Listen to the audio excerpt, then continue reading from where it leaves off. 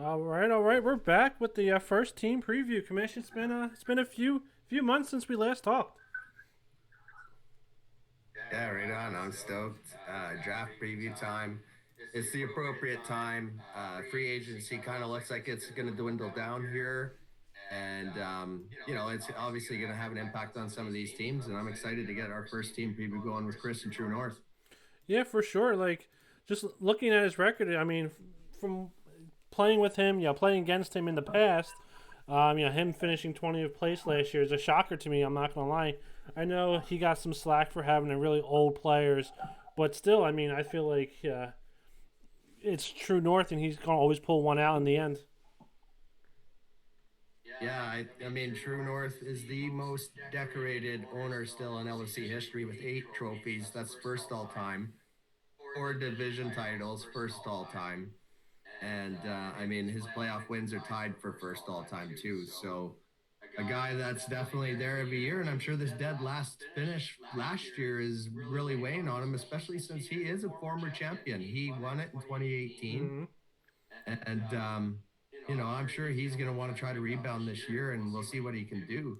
And one way of seeing what he can do is, what's his keeper situation looking like? Yeah, I mean his keeper situation on to me is pretty good. He's keeping Rogers, keeping C-Mac, keeping Mixon.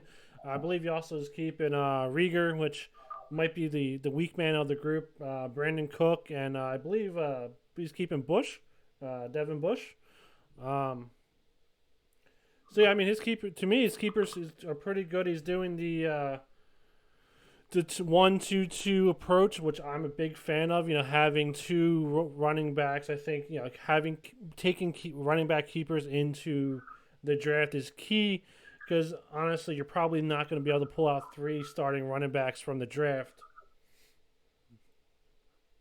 Yeah, I think you're right. Looking at the keepers, Aaron Rodgers, I know he was trying to trade him, I believe, last year, but he was the best player in fantasy last year. So thank God he didn't. He had the best player in fantasy, finished dead last. And the reason being is easy to look at his keepers. C Mac was hurt. Mixon finished 49th in running back scoring. That's not like him.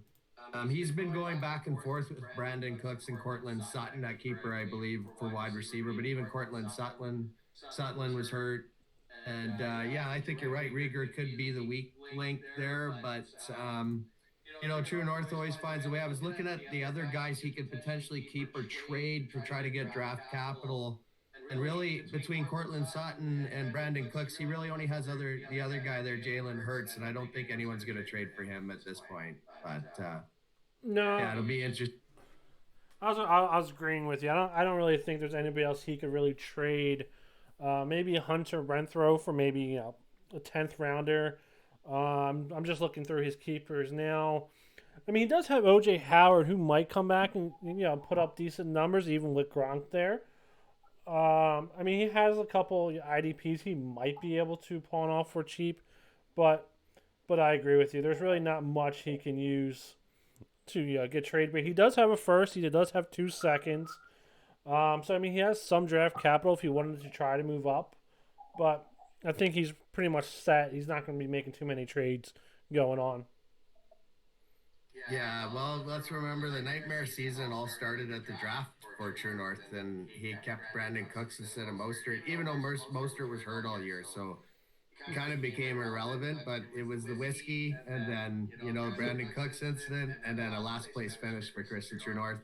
So hopefully the draft picks will help him build for this future. But of course, when you finish dead last, you don't get to play in the consolation playoffs, which almost Exactly. hurts you. Yeah, it's huge. At least being competitive, trying to get the first overall pick. Like you said, you're in last place. You're not picking to what 10th, I believe. Um, so yeah, I mean that's hurt. That hurts. Yeah, absolutely. So let's look a bit at the schedule. So remember, LOC is strength of scheduling. And, I don't know what you think, Sean, but when I look at the scheduling, like, it's cool to see, like, the rivalries there because Christian True North has had kind of the same owners with them in that division since the beginning. True. You can see Milan the sixth there. He's 7-1 versus them. Like, ouch, Milan. Like, ouch, right? And I'm sure, you want to improve on that. But if you look at the rest of the opponents for Christian True North, I think it's pretty fair to say that most of those opponents were kind of on the lower half of the standings. I also incorporated, the fact that he hadn't played Subotica Spartans before. So I wanted to make sure everybody had at least one meeting versus each other, except for, of course, Justin and Ultimus Prime. So what's your thoughts? Honestly, the biggest surprise that I saw is his week two opponent, Templars. He's 1-2 against Robert. I was really surprised when I saw that. But yeah, I mean, for the most part, I mean, I'm a big fan of maybe doing, 2 games against your division and maybe picking another division to play. That way, you're spreading it out. But I mean, strength of schedule, I mean, is good and bad. But for him, I think he you are putting him up against people who did pretty bad last year. He has Templars. He has the Architect. Even though we both think Brandon's going to do pretty damn good this year. I know he's playing. He's playing the six, who he's dominated. Age Crew, Swahino. So there's guys in there, and obviously playing his division, playing the lesser guys. Um, Another team that I was actually surprised that he actually did really well against, just because playing against Green Lightning, he's 6-2 against Green Lightning. That actually shocked me. I would assume that would be more 3-3 or 4-4, not leaning one way or the other. Yeah, Chris has dominated his division, and that's where he has to find the 4 wins this year. And yeah, I was also shocked on the Templars one because those guys are original owners and they've only played 3 times. And it just goes to show you, though, with strength of scheduling, Chris has always been near the top, and Templars, hasn't really. Yeah, yeah. I mean, Robert has been winning that horrible American division. Well, back in the day, it used to be the East division, but yeah. Um, but yeah, I mean, it's gonna be a good schedule. I think I'm always like to see how Chris does throughout the year. See if he makes any trades. In my opinion, he's one of those players who always does great, but doesn't make a lot of trades. And he really needs the draft to be good for him. Yeah, I agree. And let's get into the draft picks and have a look and see what that looks like for him. Sure. Well, here's his keeper, so everybody knows again. And then I believe the draft picks are coming up really quick. Yep. So yeah, so here's his draft pick. He has one. He has a ninth overall pick. He has, like I said, he had he has two second rounders. 26 and 32nd. And those are pretty good high picks from as well. And then I believe he has two eighths. I believe he picks every round in the first 10 rounds, and he has 2 seconds, two eighths for him. Yeah, I think you're right when you said he doesn't make that many trades, but I find he makes tactical trades. Yep. And every time I try to trade Chris, it's always like it has to be him winning the trade for him to do the deal. And I don't know, like he's a good trader. There's no doubt about it. But you can see the tactical moves here. He just went for 2 2s and 2 8s, Yep. and that's it. He didn't sell everything on his team. It's just okay. I'll get a few more picks for next year. Yep. I agree. And then moving on to the 11th through 20th round. Again, he has double picks in the 12th round, the 14th round, the 15th round. Again, I believe he picks in every round in between 11 and 12. So I mean, he's not missing any holes. He actually acquired more picks. He has no gaps in the top 20. He's picking every round.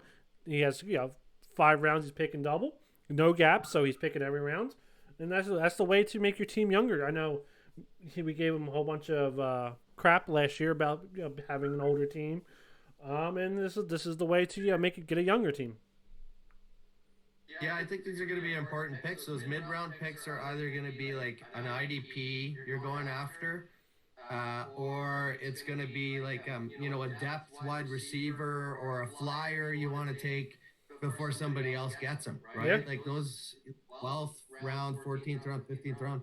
Again, the tactical trading by Chris and True North, and I think watch out for him in a rebound because the draft pick situation is good, and he still has CMAC. He still has Rogers. So, I think it could be a decent year for True North. He can't finish last because we all know if you finish last now in the LOC, you're going down. Yeah. Yes, let's buy some miracle. Somebody else doesn't want to be in the LOC, which I don't see it this year. I think everybody who is currently in it is a dedicated owner, um, and I don't see anybody not wanting to be in it. So yeah, like you said, if you lose, you're going down to the tier two. Exactly. And then this just the follow up rounds 21 to 29. This is where he's missing some picks just because he has picks earlier. He doesn't have a round 22nd, 24th, 25th, or a 28th or a 29th. So he's already moved out of the last two rounds, and he's set to make those picks. Yeah, no, I think it could really just say, you know what, I'm done at round 23 and auto skip the last two if he wanted to, really. But I mean, I go right to the end because trust me, those last few rounds, you can get some beauties. Yeah, Yeah, I think Christian True North will do much better this year. I think the off season's going to be quiet. He's got nobody to trade except for maybe Brandon Cooks, but I think the keepers out there might be better than him. So it'll be interesting, but I think Christian True North won't finish dead last. But we'll have to see how the draft goes for him. I agree. I mean, as long as he doesn't do, I'm gonna shots fired here. The age crew and draft horribly, he'll be fine. I love it. All right, man.